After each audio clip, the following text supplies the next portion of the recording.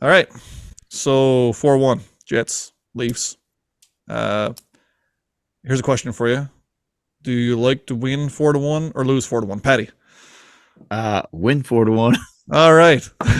No, I can't blame you. No, it was a great game. The Leafs really put up a good one tonight. We're going to talk about it. Not going to talk in depth. I don't think. There's no point in looking at every goal and every. We'll talk about high points from the game. Really want to get into some of our old segments. We had a segment a few years back that I think you guys will really dig. We're going to breathe some life into that one, as well as I want to touch on Paddy's wish list. We're gearing up for the trade deadline, and also a new segment at the very end. We'll throw in a new one. So again, you can listen to the whole thing or you can skip ahead to the end. I don't really care. As long as you're listening, we're happy. So welcome to episode 6 from season 3 of the DSC podcast. Titter tatter. Let's get at her.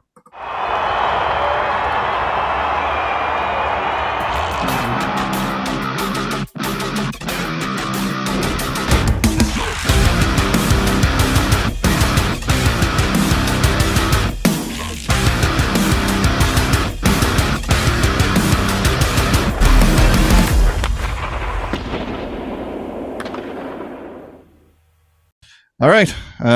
Welcome to season 3, episode 6 of the DSC podcast, brought to you by the Delaney Hockey Program, www.delaneyhockey.ca.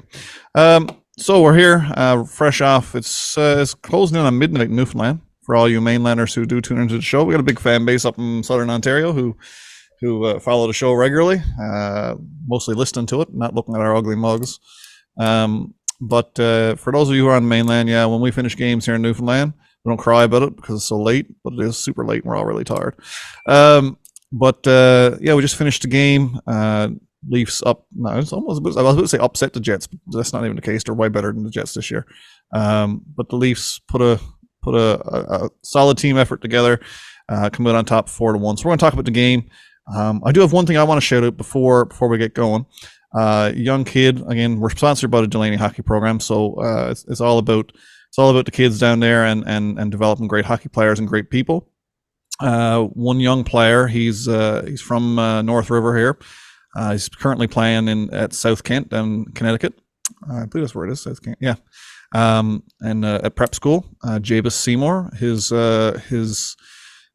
player profile just dropped on the Q's website. So if you're curious as to the next wave of Newfoundland talent, and in particular local to where we're broadcasting from here on the Avalon, Jabez Seymour's profile just dropped. He's a power forward type player, big boy for his age. He's just 15 years old. He's 6'3", closing in on 200, 180 at least. He's going to be a monster.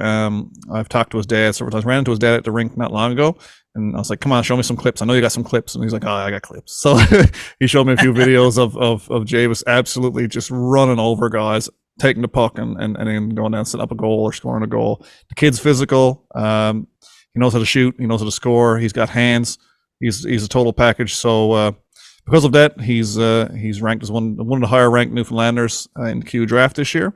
Don't see any reason why he won't go. It's kind of player I've known. He's babysitting my kids. I've known this guy for a couple of years. He's the kind of person too that minor clubs and hopefully down the road maybe even NHL clubs would want in their system. He's very coachable. He's very polite. He's been raised by an amazing family. I know his family quite well. So big shout out to Jabez Seymour. Again, he was the original captain for the battalion from the Delaney Hockey Program on their travel team. So big shout out for Jabez. But let's get back to the game. So I'm joined tonight with my co-hosts, Paddy Phillips, Hannah Newman. We got to change that, Chad. Yeah, I know. I was looking at it last time. I forgot all about it. Chad Newman. And rename. Look at that. There it is. There it is. Yep. And myself, of course, Ryan Gates. Miss Kylie is not with us tonight. She promises to be in on the next one. Yeah. You're getting closer. She promises to be on the next one, so you'll get more from her soon. But let's get into the game, boss. What do you think of it overall? I mean, okay, first of all, so I'm going to ask you, I'll start with Paddy because on my left. Paddy, what was the standout takeaway from the game? Oh, total Sammy. Yeah, it's like, that was me lobbing a pitch in for you to just take it at the park. But yeah, go ahead. Yeah. So I'm reading an article on The Athletic where one of the columnists goes through the life of the Leafs on the dad trip, and one of the last pieces was talking about Samsonov and some of the exercise routines he goes stretching out his groin. Oh boy, I'm glad he stretched them out, because how many toe saves did he make that particular game where he had to stretch all the way out? I thought he probably, well, no, probably he saved us in the first period, give us the opportunity for Matthews to just get on a little bit of fire. I don't know how he wasn't first there. Beyond me, not a big deal. I don't know how that's all chosen anyways, but Samsonov was totally the key. Like, the fact that we can bring in, like, I haven't lost faith in Murray by no means, but when was the last time, I'm thinking Cujo, Felix, Potvin days, where we can cycle one goalie in for another and probably still have some confidence? It's probably way back then. Yeah, I want to throw it over to Chad to continue the goalie conversation and compare the two. Like, where's your head at when it comes to Murray versus Samsonov versus Murray? What are you thinking? Do we have a bona fide number one, or are we quite simply status quo, steady as she goes?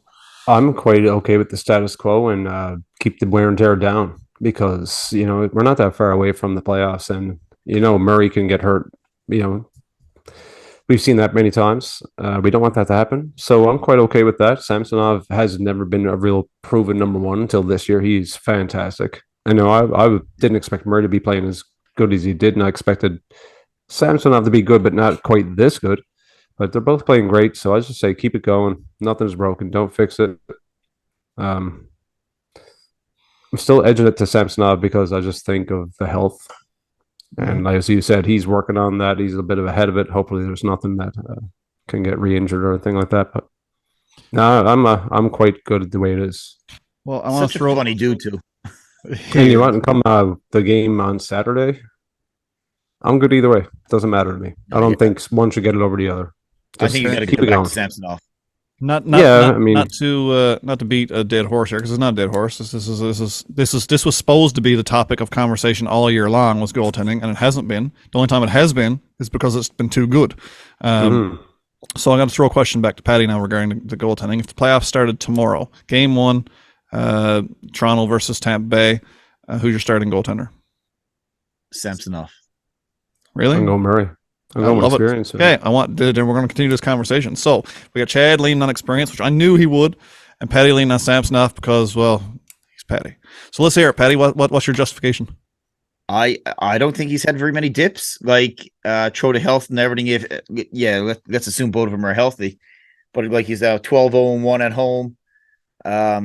I just think he's just a full package there in the back of the net. He's not swimming over the place. That was his. Probably his negative thing coming into the season. They said last year in Washington he was swimming all around the crease. Haven't really seen that. He's like there. He's so positioned well. Like, to make those toe saves that he made tonight. Like, you're not just like you've got to be in good position. Like, you just don't get in position in a moment's notice. Like, he's thinking well ahead of the play, I think. And I don't even no brainer. Like, I'd be comfortable with either. Yeah. But as of today, Samsonov. Okay. My take on the Samsonov thing is, I'm the classic people watcher where, when I'm watching games, I'm comparing players I'm watching now to players who I liked in the past and this kind of thing. And not necessarily for the Leafs, but just around the league. And one of my favorite goaltenders of all time was Jonathan Quick in the Cup years for LA. And while there's not a goalie who I've seen since Quick who's got that level of flexibility, tonight some of the saves were very Quick-esque. They were very much... he should not have made saves, basically. And that's never a bad thing. When people are comparing you to Jonathan Quick from the Cup era with Kings, that's never a bad thing. So that's my take. I'm going to throw it over to Chad. What are you thinking on Murray heading into the playoffs? Well, I just think he's the old hand at this. He's done this. He's won at this. And I think just having him leading the group, even if it didn't pan out as well, you always got Samsonov for game 2, and you can get it right back on track. No knock on Samsonov. I think he's fantastic. And like you said, in Jonathan Quick, that flexibility, he has the groin to show for it. So I would go with experience. Just have him lead the group out onto the ice game 1. Let's go with Murray. I I'm so much in the middle. That's why I asked the question, because I can't decide. It's one of those situations where if you would have asked me the same question, I'd be like, oh, pass. Because on one hand, I totally agree with everything Paddy said. 110%. He's the guy who's playing the best hockey currently. Matt Murray, however, is going to come into game one. No big deal. It's game one of the first round of a playoff series.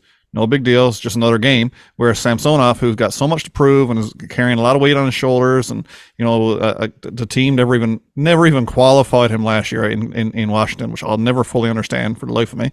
But so my mind, because I guess I came through 3 or 4 years of Jack Campbell, my mind always wonders, what mental effect does that have on the player coming into the playoffs as the guy who's going to start the playoffs? I don't think it even phases Matt Murray at all. I think Samsonov, it would be a potentially for him to get inside his own head. That's the only reason why I think that Murray is the solid choice, which basically goes back to what Chad was saying about experience. And, he's also been great. He's been fantastic. Yeah, no knock on the last game, right? No knock on Murray's play. He's had a couple of, and I wouldn't even call them stinkers. Like I'm so accustomed to watching Leafs goalies, and I'm talking Freddie Anderson, Jack Campbell, who would go out there and legitimately blow a game for us.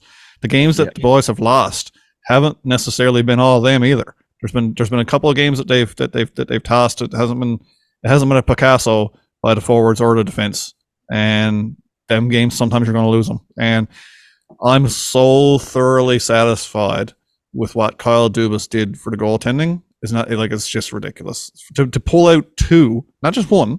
You remember all them years, like the misfits, as Leafs fans, where we're like, oh, if we could just get a number 1 goalie, if we could just get a goalie who could, and like Dubas is like, no big deal. I'll just go get 2 guys who could probably do the job in one off season, and also I'm not going to lose any assets in doing it. I'm actually going to get other teams to pay me to take them. Yeah. Like that's gangster stuff, right? And again, we if you don't like Kyle Dubas, then skip to the next podcast. We like him here. We're fans. He hasn't done us wrong yet. The team hasn't lived up to it, but it's not his fault just yet. So good on Dubas for that. But I think we got to move on to talk about the show. Talk about Auston Matthews. So the kid was out. I call him the kid. I'll always call him the kid, I guess. No longer the kid. He's an NHL veteran now, I guess. But he was out for a couple of games. Clearly, something was nagging him. Some people suspect it's like the caramel secret. No one's telling anybody what the hell is going on with Auston Matthews. But he was out for a couple of games. Some people are suspecting illness. Some people are suspecting nagging injury. Some people are suspecting both. But he certainly didn't look like it tonight, any way, shape, or form. Or last game. Yeah, true. The big difference, and we've heard on so many broadcasts lately, is Matthews had the big difference between this year and last year has been the multi-goal games. Like, is this his first, or I think this is probably his second multi-goal game this season? I think, yeah, which is crazy, and he's still only 2 off the pace apparently from last year. So the fact that he scored 35 goals in the final 37 games last year is absolutely outstanding, and there's no reasons to think he can't do it again. Because his shot is there, like that was evident tonight. But the most impressive part of that, the fact that they called it out at the end of the game, was that block shot where he got down, he took one to the stomach. Hook up the IV and pump that straight into my veins. When I seen him go down and block the shot facing it, no turn on your back to it, no turn on your head, nothing. Just drop down and blocked the shot in front of the net, which arguably I think would have, I don't know, Samsonov was coming across. He may have made the save. He made all the other saves, so it's not on like he couldn't have. But when you got Auston Matthews taking that level of dedication to win a game, the rest of the league's in a lot of trouble, in my opinion, right? Oh, it got to be. That's the kind of stuff, like whenever, like when Matthews scores a goal, I'm always happy. Like, look, Auston Matthews scored a goal. I've seen him score 200 or 300 goals now. It's not a big deal. I don't like, unless it's a real, something that's an absolute beauty, like when he undressed Buddy in Buffalo there the other year, the 2 defenders and went top cheese. Yeah. Like like those kind of goals you do get pumped for. But when Matthews now throws a big hit or makes a savage pass or blocks a shot like that, that's the kind of stuff that really gets me going now as a fan. That's weird, right? Like people are gonna say, "Oh, you're such a homer" and everything else, and like, yeah, that's kind of what I do. Because now you know that wins. So, I mean, Matthews is on the team there with John Tavares, and everybody says John Tavares is the little thing king, right? I mean, John Tavares has scored 1 billion goals in his career. I mean, he's one of the top goal scorers in the post lockout era. But he comes to work every day and works on all that other stuff, the face offs, the defensive play, you know, the 200-foot game, the whole shooting match. And if the most minute bit of that rubs off on Auston Matthews, then this team is in a really good spot. You're going to say something, Paddy? Yeah. So one of the things, my biggest pet peeves over the last number of years, when the Leafs get eliminated, the first thing that media go to, fans go to, the Leafs don't have killer instinct.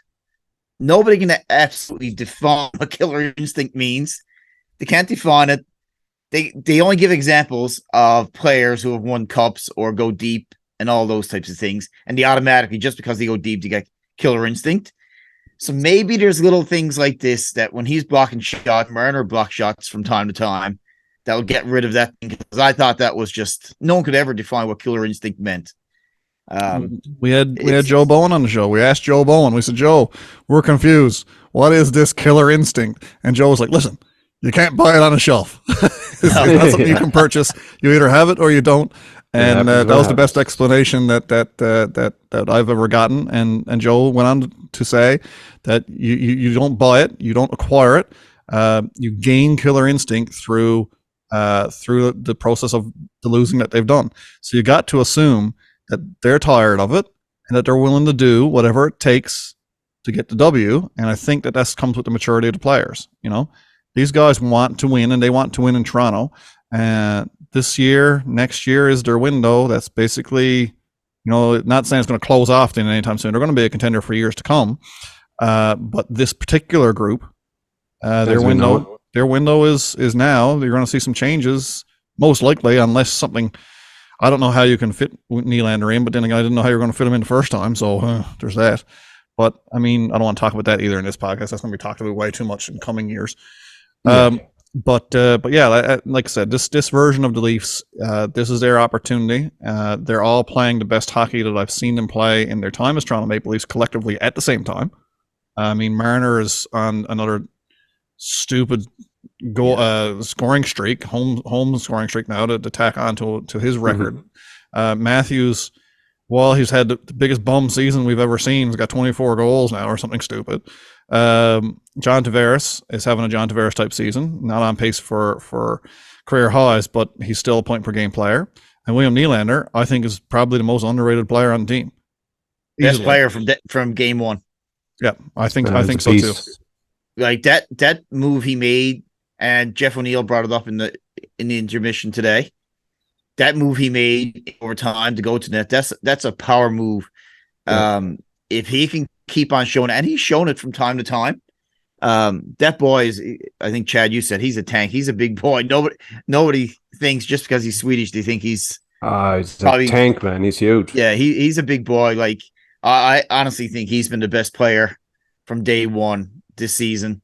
Consistent. Yeah. But if you can get Matthews going with getting into this zone of getting multiple goal games, I think the team goes to another level again.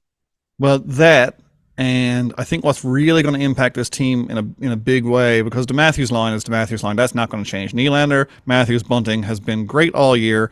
In a year when Matthews is a bum, and I love saying that because it's like blasphemy. You know, he's probably going to score 50. But my point being is that, like, that line is not going to change. They've been too consistent game in, game out. Nylander and him just work so well together. It's ridiculous. Bunting is at another level. He's really playing the role well, playing it as good or better than Zach Hyman did for a fifth of the price.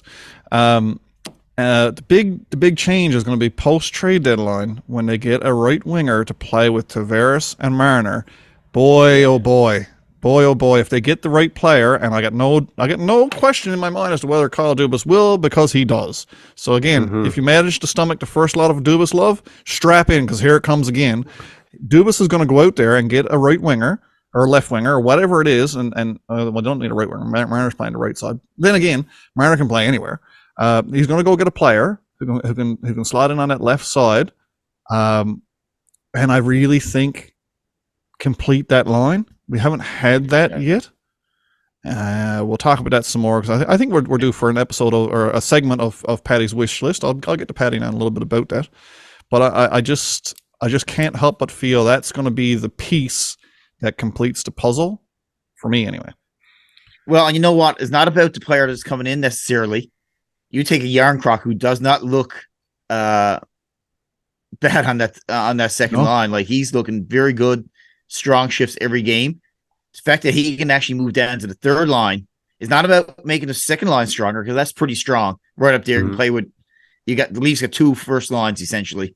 But the fact that you can bring a Yarncroc down to your third line and someone else bumps down to the fourth, like Kerfoot was slotted in on the fourth line tonight.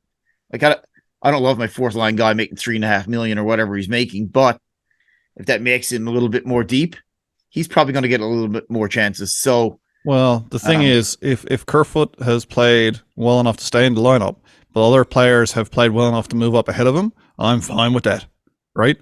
Now, if my $3.5 million player is playing the fourth line next year, I've got a very big problem with that, right? Yeah. But if guys are elevating their game to the point where they're shuffling guys down the lineup who are bona fide NHL players, I mean, on a lot of teams in this league, Kerfoot is a second line player, complementary to good players. He got the foot speed. He's got the finish. He's had a bit of a Ilya Mikheyev type snake bite this year, but yeah, no, there's no knock for me on Alexander Kerfoot. I think he's your 5-tool player as you've described him before, and going into the playoffs, those are the kind of guys you need when, again, killing penalties. He's defensively responsible at times when you need that little push. So I don't know. Like I said, I find it funny that he's on the fourth line, but I have no real issue with it because the fourth line looks great. So. I think the biggest challenge the Leafs got when you compare it against Boston, when they showed the numbers the other night of production on Boston's third line, Hall, Federic, and I think it's Charlie Coyle, they've got 33 goals. If we say for a moment that our third line, I'm just looking at the stats here now, Kerfoot, Engvall, and Kempf, is that fair to say is their third line? Yeah. Right now? Yeah. Kerfoot got 7, Engvall got 9, Kempf got 4. Yeah. So, like, I think we need more production. We'll get to the wish list in a second. Everybody says defense, and I'm like, guys, stop listening to TSN and all these places. The Leafs do not have a defensive problem at all. They showed a stat, I think it was over the weekend, the last, I think 7 or 8 decided games where the Leafs have lost in the playoffs. I think the number of power play goals scored was 0 in those games. Yeah. So, and I'm not blaming Matthews and all these guys because they're played very, very hard defensively in those games. Yeah. Very tight. So I think you need that score, that natural score. Is it a Brock Besser or someone? I don't know. We'll get into the wish list in a second. But we need someone to slot in on that second line who has the ability to potentially go down on that third line. Well, yes, I agree wholeheartedly. And I'll throw it back to, again, I love name dropping. I'm that guy, right? I like name drop when I finally made a connection that matters. Guy I talked to, ex-Toronto Maple Leaf, Chris Versteeg, retired, 2 Stanley Cups with the Chicago Blackhawks, right? And again, I asked Chris one time what the difference was when the years when they won the cup. And because, it wasn't like they won back-to-back cups. They won a cup in, I don't know the years. It was like 5 years apart. Though. It was like 2010 and 2015 or something stupid. I don't know. Don't quote me on those dates, but it was something like that. And Chris ended up on the team both times. He got traded back to him, and then they won another cup. And I asked him, I said, what was the difference maker in the playoffs? And he said, I truly believe, he said, and he's a total bias. He said, but I believe, he said that your third line production is a big part of your playoff success. He said the 2 years that they won the cup, their third line put up 20 goals in the playoffs. Yes, right? huge. Mm-hmm. Like, that's because your top lines are skating against other incredibly good top lines. Incredibly good. So you got to have that advantage somewhere. And to me, everything Chris said made 100% sense to me. And I haven't really thought about it like that before. Because you think about defense and goaltending wins you cups. And yes, that is true. You're not going to win a Stanley Cup without a great goaltender. But I asked him what made a difference for his teams. And he said that's what he believed, helped tip the scale, because a lot of those games, the third line chipped in 1 or 2 goals. And I think one of the cups when Dave Boland, I'd like to say Dave Boland had the cup winner. I don't know, but he went on the third line and actually won the cup. Yep. Right? Then he came to Toronto. Exactly. Came But Toronto and scored no goals. you know what? We don't have the talent right now, at least unless someone surprises us in the playoffs. I don't think we have the talent on the third and fourth lines to pull a Lonny Bohonos. I'm going to pull that one out of the hat. Oh my gosh. Maybe someone will surprise us. One player will probably surprise us, but not two or three. And if they got to be shut down lines, but I don't know. I really think we need more scoring. Like, I have no problem with Jordy Ben out there in the playoffs. I really, really don't. Maybe don't play every game. I have zero problems with the DF. They could add someone. Every position needs an upgrade. But so my question with Jordy Ben is, because for me, Jordy Ben is number 6 guy, right? Does Jordy Ben get into your lineup into playoffs above Connor Timmins, who's been a standout? You think so? And Sandin. So I got a funny feeling Chad's going to disagree with you. Chad? Yeah, I don't know. I'm on the Timmins train. Every time he gets set, I'm getting kind of pissed. Like, he does something great every game. It's like, oh no, he's out this game, and we're going to slot somebody else in. And yes, I love Jordy Ben there, and I like Sandin there, but I don't know. I want Timmins in there. So who's your top 6 going to the playoffs? So for me, it's not looking at pairings. Raleigh, Brody, Hall, Giordano, Liljegren, and Jordy Ben. For me, that's going to be a rotating spot. My bottom 6 is probably Timmins and Hall is what I would like to see. But now they're both right-handed shots, right? That's what I would like to see, is that shuffled down. Then my middle pair being Liljegren, Brody, and my top pair being Riley and Erik Karlsson. I don't think it's too much to ask. I love it. Oh, I love it. But anyway, no problem. I think we're tiptoeing around it here. Let's talk about Paddy's wish list. It's a new segment we introduced a few episodes back. I always like to, because Paddy sits around, like when Paddy's not eating or sleeping, he sits around thinking about the Leafs. So actually, probably when he's eating too. Anyway, definitely. And sleeping. Paddy always is on the Twitter and on the face page and on the this and that, and looking up player stats and profiles and examining the games and listening to Sports Center and doing it all. And I want to see what his wish list is today, because we're heading towards trade deadline. It's going to creep up on us really quick. What are you feeling, Paddy? So I was really on the Ryan O'Reilly trade. I should say. I still have no problem doing it, although a lot of the segments and articles that I've read doesn't have O'Reilly paired up with the Leafs. LeBron did, but a lot of other folks say no, and I don't know if that's exactly the type of player we need. I think we need a more of a scorer. I think Dubas, I'll get to my guy in a second, but I think Dubas is going to do one of two things up front. He's either going to go for the older rental, like a Ryan O'Reilly, or he's going to go with the mid-younger guy, 25, 26-year-old, with term.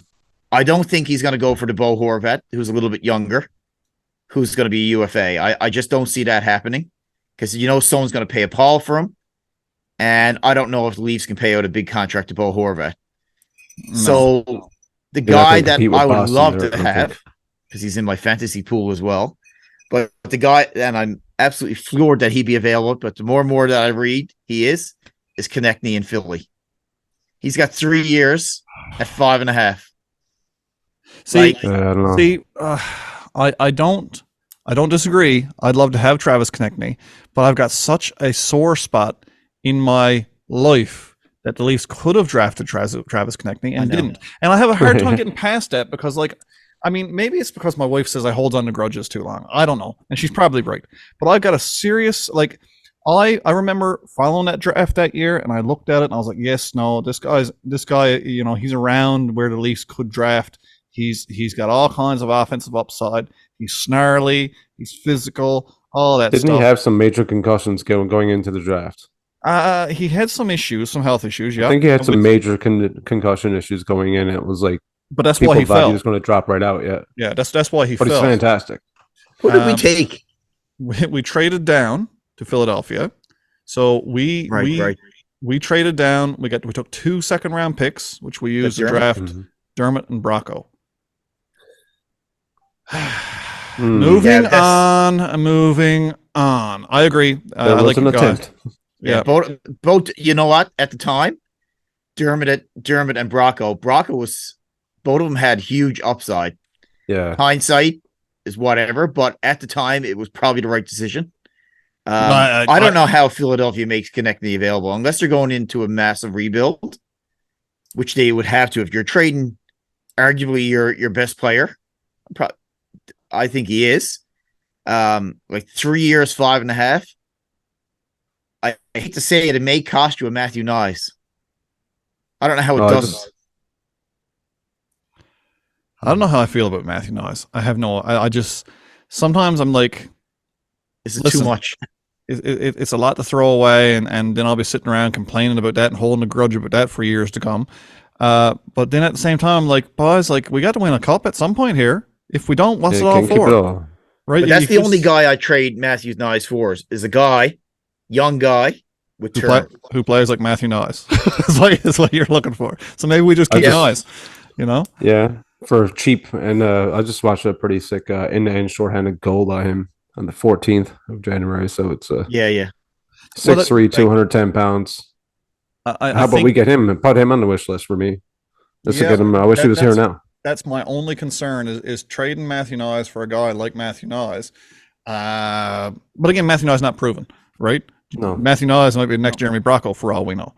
NCAA hockey is what it is. There are strong teams and there are weaker teams, and there's certainly players in the NCAA who are never going to get a sniff at the NHL. So when a guy like him, who is 6 whatever, 2 something, skates around a defender like he's stopped, fair enough. Yeah. Right. So we've seen a lot of guys win the Hobie Baker and come into the NHL and kind of muff it. Born in Phoenix too, right? Just imagine him playing with Matthews. It's weird. Right? But he is the only one. Like everybody says, you don't want to get rid of Knies. Yeah, there are players you will get rid of Knies for. I think by the end of this podcast, we can talk you out of that, but we're not going to because we're going to move on. We got Paddy's wish list. I liked it. That was good. We'll see where that one goes now in the coming weeks because there are some names starting to crop up that are interesting names. Yeah. Linked. Mm-hmm. I did like the Brock Besser idea because I was always a bit of a Besser fan. I'm not much on American hockey players, but then again, Matthews. What are you gonna do? Did we lose our American subscription base of one? I guess some Matthews and Zegras and all these guys. I'm okay with them. It's Chucks. I don't like. I'm warming up a bit. I can't bring myself to it. I just too much swagger. The reason I can't watch basketball is because of the swagger that the players carry, and there's just too much of it with Zegras. I don't know. Anyway, Besser don't got a great contract either. Like, no, it's not. And you don't know what you're going to get with Besser. Like I'd rather take in a Konechny, throw it all in for him. You know what you're getting. You got a very budget, nice contract there. You're going to have to pay him after that. But at that point in time, they're probably ready to pay someone else big. I don't know. Anyways, he's my guy. No, I like it, and I love how in podcasting 101 they would have taught you that. Yes, you mentioned that you have a guy, but then talk about other people first and then get to your guy. Building the suspense, folks. Paddy Phillips. I love it. All right. So the only other thing I had to mark down here to chat about was another segment. Bring him back an oldie but a goodie. It'll be our first segment of the year for Yes By No By. Actually, first of the season 3. Yeah. So this segment came out real early in season 1, and people kind of digged it. We're based in Newfoundland, all of us, and if you haven't heard the phrase "yes by" or "no by," then you probably haven't spent a lot of time in and around Newfoundlanders. It's very common. Instead of saying yes or no, we always say yes by or no by. It's pretty standard issue terminology here on the Rock. So I got 3 questions. I'm going to toss it to the boys, and I'm going to let them answer, and we'll go from there. So McMahon, Bobby McMahon, former short-term anyway.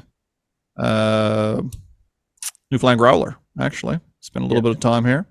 Has he played well enough to secure a spot regular on the Fort line? Yes by or no by? Who's going first? Don't care. Okay, I'll go. No by. No by? How come? Not a big enough sample yet. I think Pontus Holmberg probably deserves it over him. Mm-hmm. Not the same player, but he hasn't played bad by no means. He hasn't shocked me by no means. He's played good hockey. don't look out of place Yeah. by no means, but it's a no buy for me. All right, moving on from Debbie Downer. What do you think there, Chad?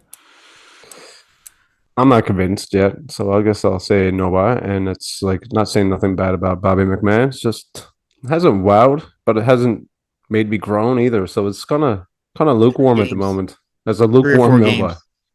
games. For me, I'm a yes buy, and I'll tell you why. Because I've really liked the fact he's brought something to the fourth line that I don't think they've had before. I think he's bringing something to the team that I don't think they have. He's a big body for one. There's not a lot of guys on that team that are 6'2 plus. He's a big body, and he plays like it. Right? He's not going to deliver the bone crushing hits. Like, I mean, got to give it to Ashton Reese. He's delivering the pain a lot of games, not in a big way, but he's throwing the body. Bobby's not doing that, but he is tough to play against. Like, I mean, I guarantee you, like, when a defender sees him coming, they got their head up, right? I really enjoy his style of play, but he's very, very, very akin to knowing where that net is. He's always looking. He's been around it. He hasn't gotten a goal yet. He made a couple of really nice passes tonight in his limited time on the ice. I mean, going hard into the corner, fishing the pocket, and passing it basically through the crease, to create a scoring opportunity on the fourth line. I've noticed the fourth line has been much more effective since he's joined it, and that I find enjoyable. So for that reason, I say yes buy. While I do agree with you guys, the sample size is incredibly small, and he hasn't wowed yet. I think he's on the path to do so, and I think that's why he's getting elevated opportunities. That and there's injuries. How did we get him again? I don't even want to venture to guess. That's one of those players that I didn't follow from birth. Yeah, I don't know. I don't know if it's just a free agent signing last year or something. Let's find out.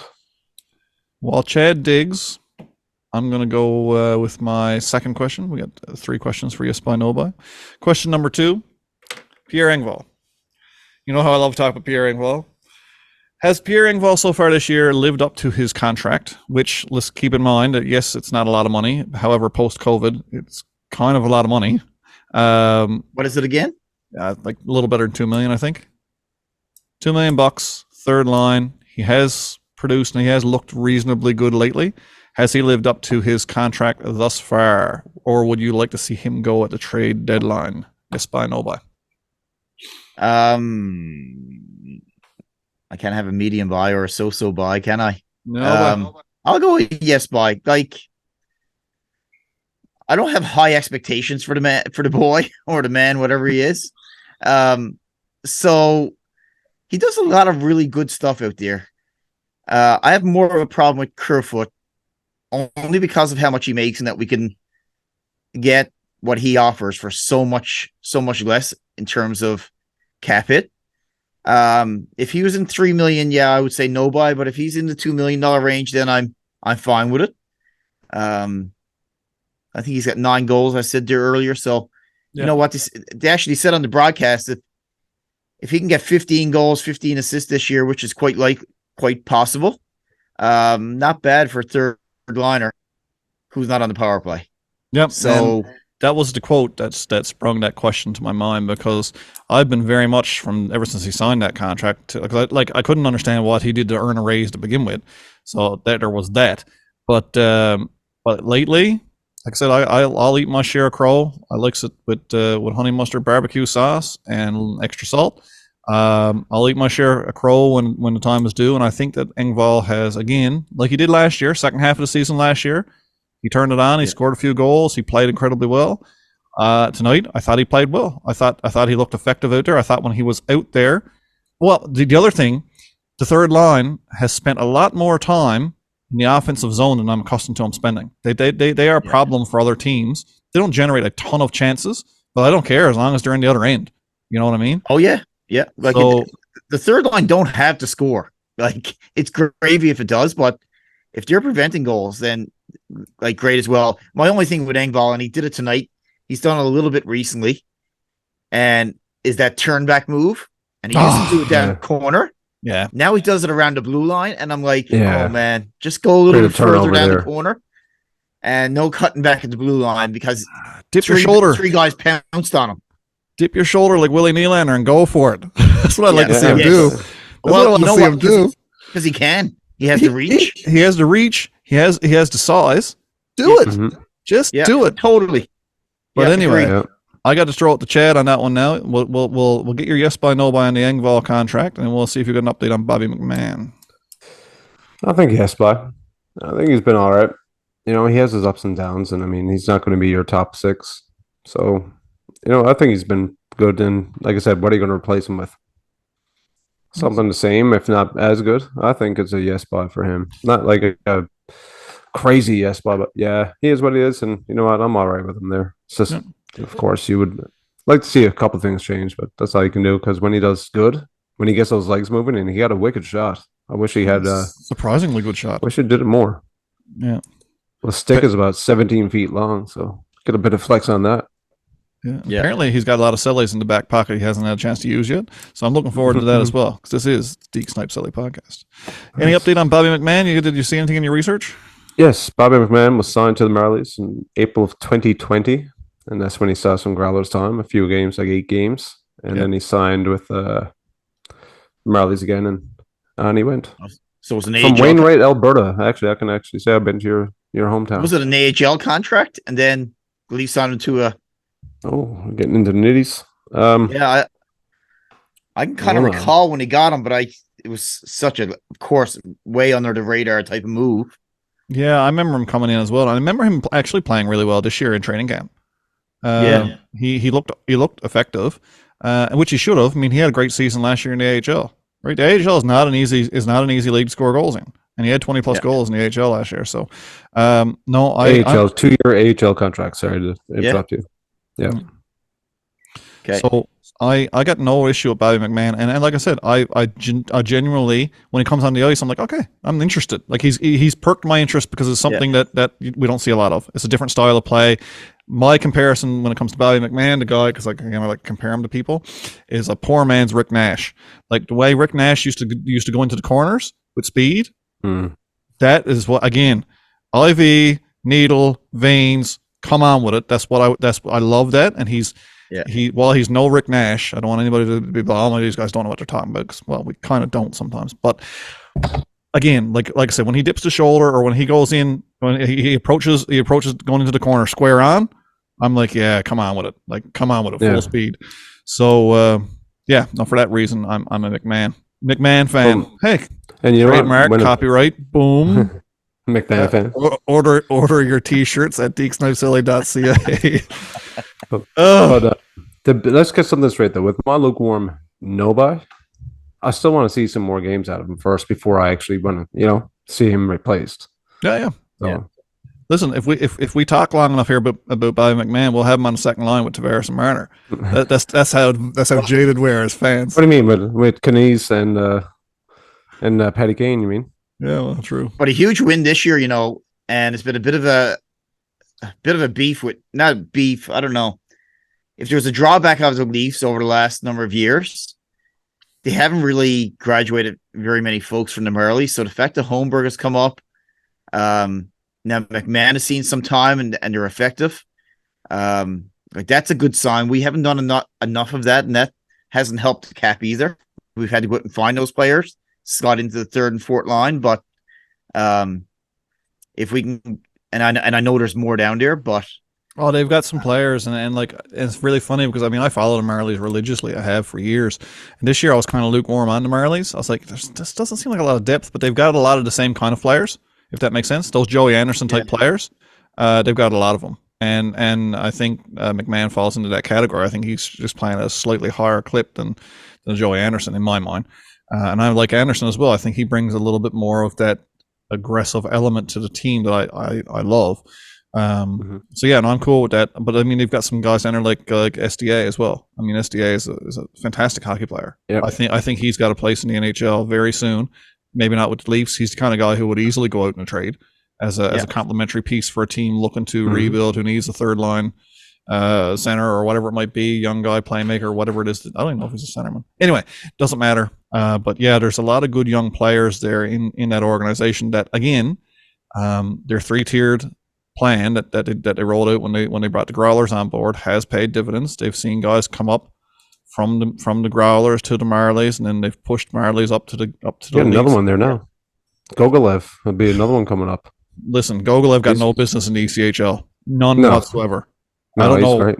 I don't know why he's. I don't know. Anyway, Pavel Gogolev, guys, Lots of time. When he was drafted by the Leafs, I was excited. I thought he was going to be a great addition to the franchise. To see him in St. John's, it blows my mind. I can't understand. I'm glad he's here. It's great for the fans. The fans here love him.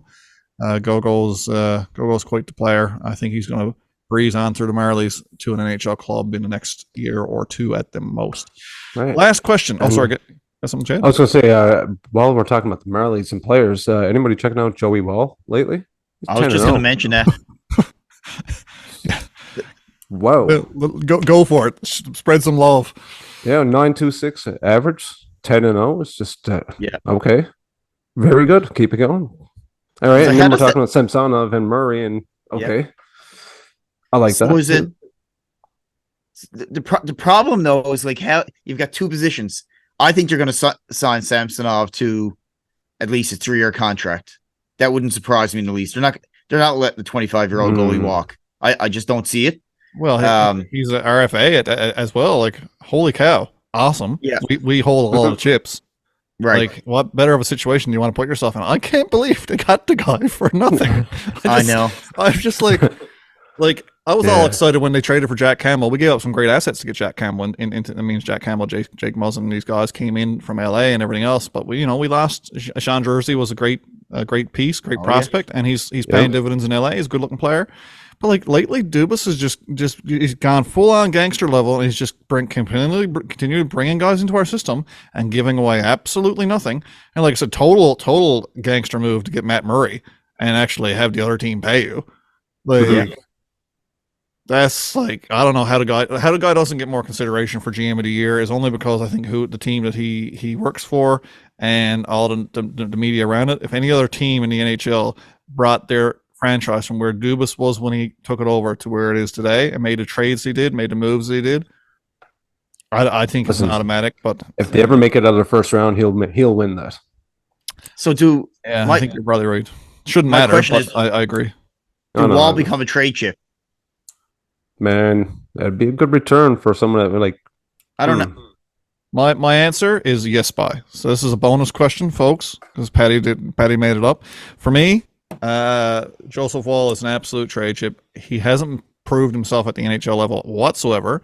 When a goalie's on a hot streak and you're thinking about letting him go, or you've got goalie depth already, yeah. If we get a Paddy Kane on the back end of that, but I think you got three. I think because there's trades where you're gonna have to trade an A prospect or a B prospect or probably a C or whatever. I think the Leafs have probably got 3 A prospects right now, and that's Knies, Niemela, Wall. I don't know if you throw Fraser Minton or Hervinen or those guys in there yet. I don't know. B's, yeah, they're probably B's, but I think Wall's probably got himself into that A conversation. He's certainly open small as you. Yeah. Anyway, sorry. Go ahead with number 3. I want to hear from Chad on the trade chip. Yes, by or no by Joseph Wall. Joey Wall, I could see him going because if he he's looking at his own career as well.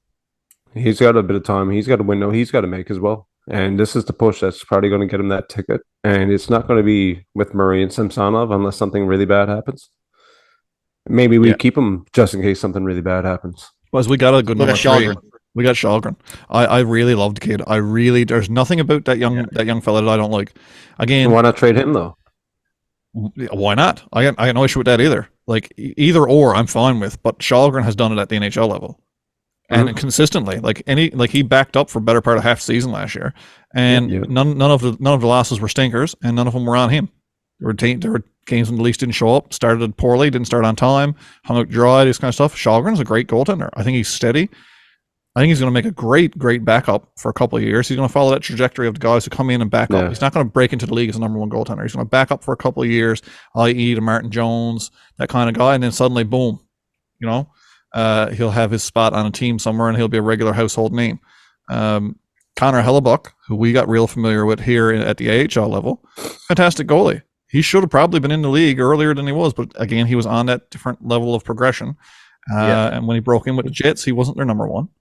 but No. he proved really quickly that he was capable of that.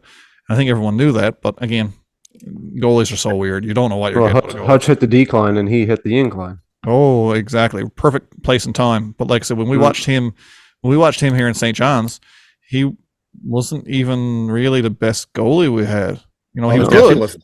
He was good, but he wasn't like Hellebuck good now. You know, he's really developed and took his game to the next level. So we had Pasquale, right? Same time. Yes. Yes. Pasquale was our number one tender. So again, goalies, you don't know what you're getting. I'd trade a goalie in a heartbeat.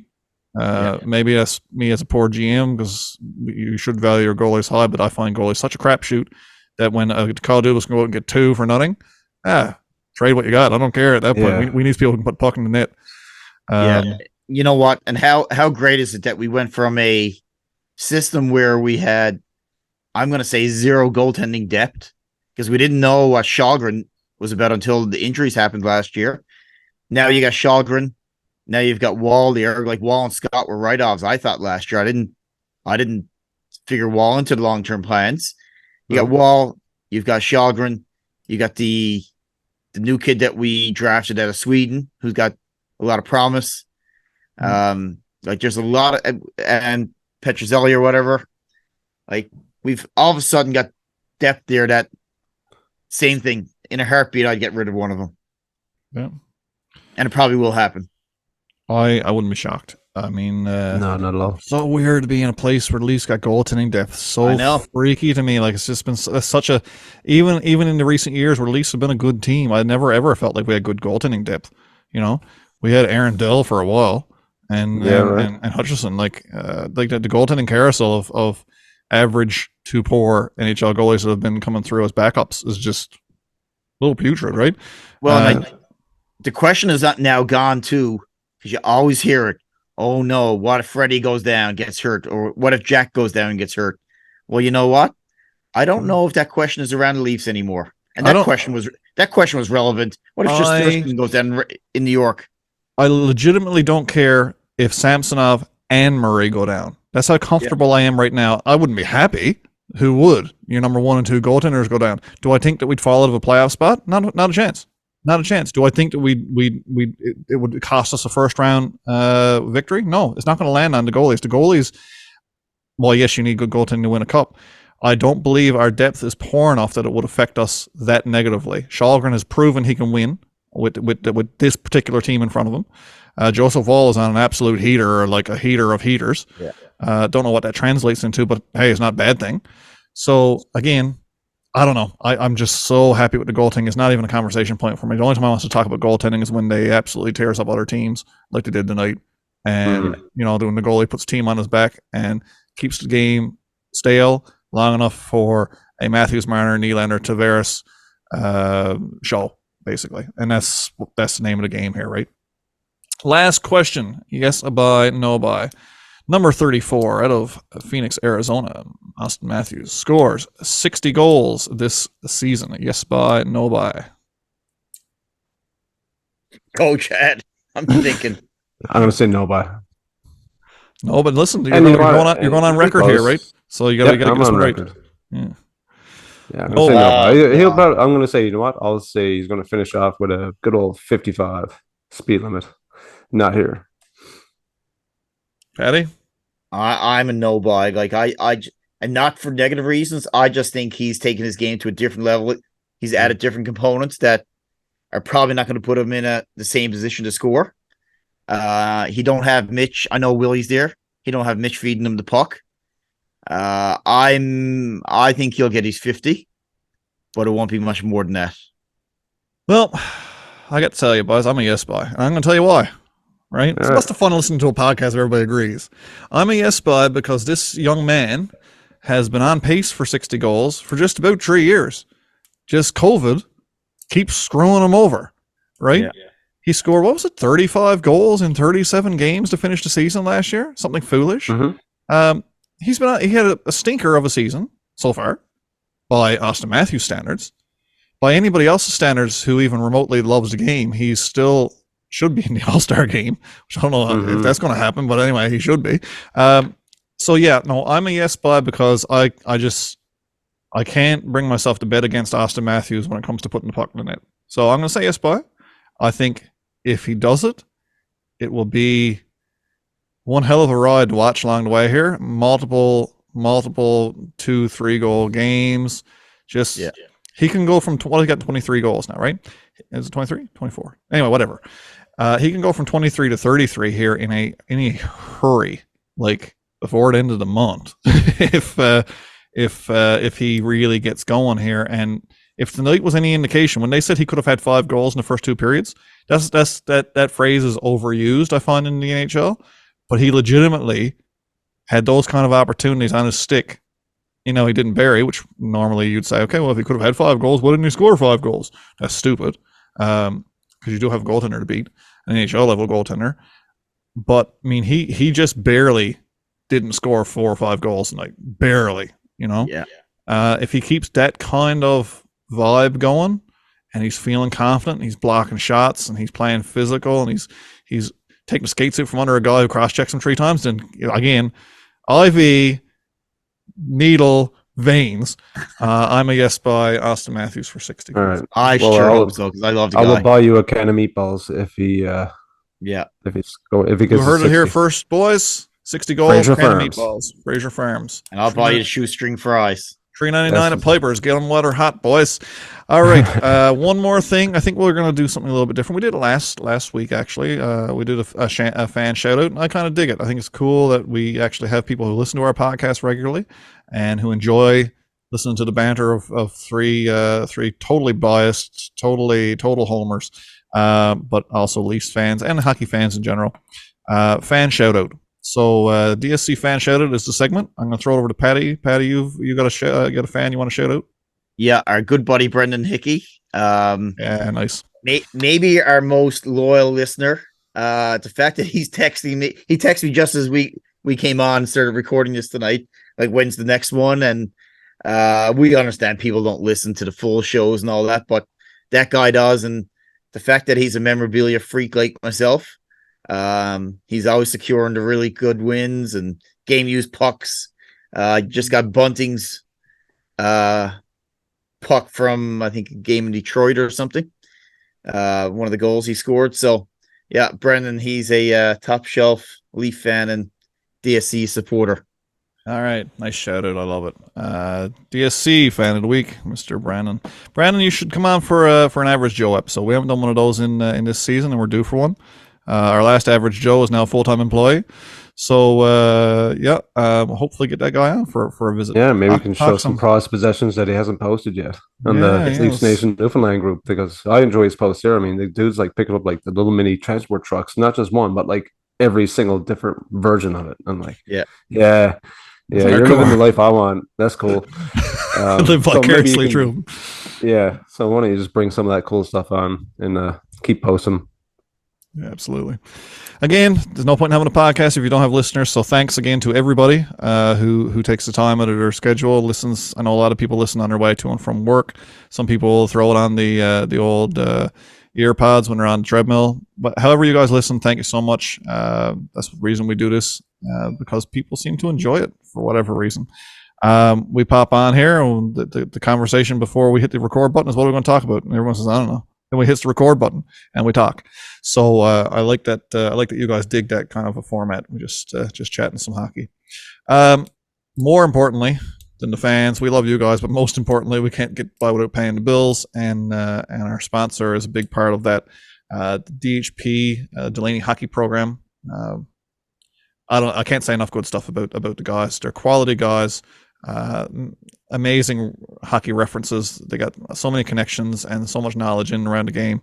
If you're looking for a hockey school for your kids, don't even bat an eyelash. Get them into a DHP program.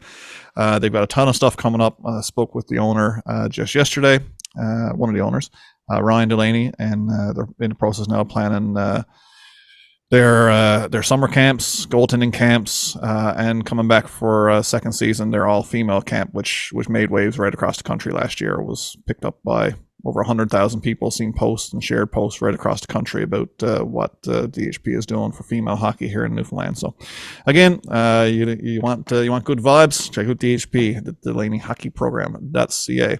If you're looking for more information on us, we're now in mid-season form, as you can tell. You can check us out on Facebook, facebook.com/DeekSnipeSelly.